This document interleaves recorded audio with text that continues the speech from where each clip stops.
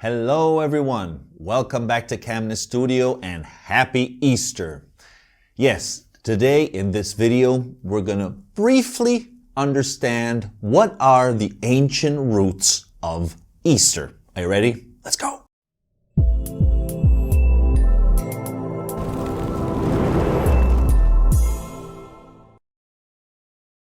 Okay, so this video obviously is not going to be a comprehensive overview of all the aspects connected to Easter. Nevertheless, we're going to take a look at the most interesting aspects connected to the etymology, the symbolism, the reasons, the roots behind Easter. Why we are celebrating, most of us on planet Earth, this festivity. Okay, so for most of us in the Western world, Easter is associated to specific things.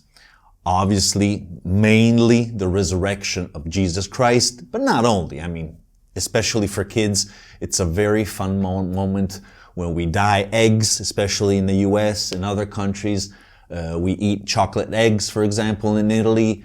We eat eggs in general. It's just a moment where we cease to work. It's a holiday. We're together in the family. And you usually go to mass, or you have special suppers with your friends, with other religious partners, we could say, if you belong to the Jewish community, and things like that. That's mainly the association to Easter. For me, it was the Easter Bunny. But there is a reason also behind that aspect, as we will see in a few minutes. Okay, so apart from, we could say the most commonly known Christian Easter, we have a strong connection. It derives from the Jewish Easter, which is called Passover, which celebrates the exodus of the Israelites from Egypt, together led by Moses.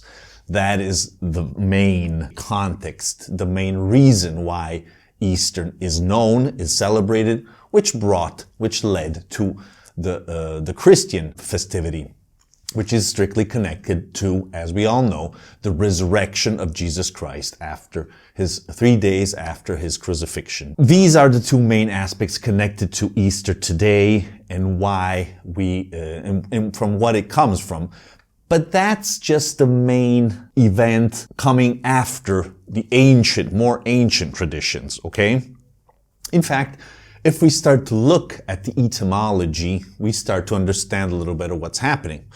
So, for example, in Hebrew we have pesach, which is connected to the Aramaic, Judaic pisha, or Syriac pesha, which leads also at the end to the Latin pascha and Greek pascha.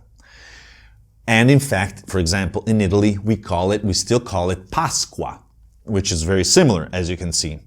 While instead in English language we use the word Easter, which most probably is connected to the West Germanic actually, goddess called Eostre, of fertility, connected to spring. And as we will see, this is already the best, the most reliable, most, we could say, faithful aspects of what was the original concept of Easter, although we do not know 100% where this comes from, as you can imagine. So the key element here, which is found in the Pesach etymology, Jewish etymology, is passage, which in fact we find also in the Jewish Easter called Passover. So here we can also already understand that a syncretism has taken place. What is a syncretism? When two or more traditions, usually religious traditions, are merged together in order to forge a new one. Usually one is overlapping another one. It absorbs it and it creates something new in order to replace it. So that's already taking place here, 100% clearly. But what are the main elements here? We've already discussed a little bit of what are the main elements, the main aspects that we are celebrating, that we can find probably the most ancient ones, most back in time. Well, mainly this renewal. This is a seasonal rite of renewal, of passage. Hence, again, this name, this etymology of Passover, of passage. Because since we could say the prehistoric times, when we start to go in spring, as we all know, nature comes back. Nature awakens. Nature goes through a rebirth. Chickens start to lay eggs. The vegetable, we could say, domain, as well as the animal domain, just flourishes, gets back to life, goes back to life. It's a rebirth. And that is why it is associated to the rebirth of the Jewish population, the rebirth of Christ. So clearly this is connected to agricultural based, but also nomadic populations that knew that something was happening around March when we had this change in the climate change. First of all, obviously, a passage coming from the death, we could almost say, the complete stillness of nature during the winter period, and this rebirth, this vegetable and energetic rebirth of spring. So this is very clear. And in fact, the demarcation, the marking, the passage of this is usually associated to the equinox, usually associated to the 21st of March. Well, not usually, that's when it takes place, but that's also strictly connected to this period of time of spring, of rebirth.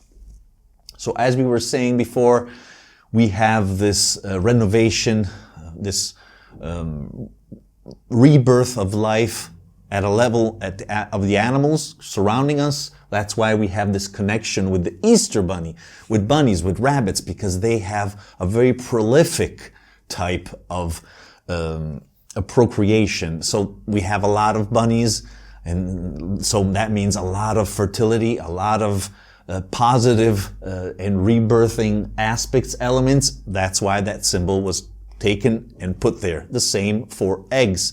The egg is a typical symbol of rebirth. Since, it goes so much back in time, and that's why it is a solid symbol of Easter. Like in the Jewish tradition, it is supposed to somehow connect to the temple in Jerusalem.